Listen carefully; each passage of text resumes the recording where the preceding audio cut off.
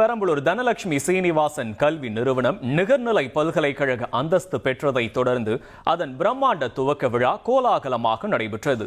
பல்கலைக்கழக வேந்தர் சீனிவாசன் தலைமையில் நடைபெற்ற விழாவில் 2026-2027 கல்வியாண்டிற்கான முதலாம் ஆண்டு மாணவிகளை வரவேற்கும் நிகழ்ச்சியும் ஒருங்கிணைக்கப்பட்டது.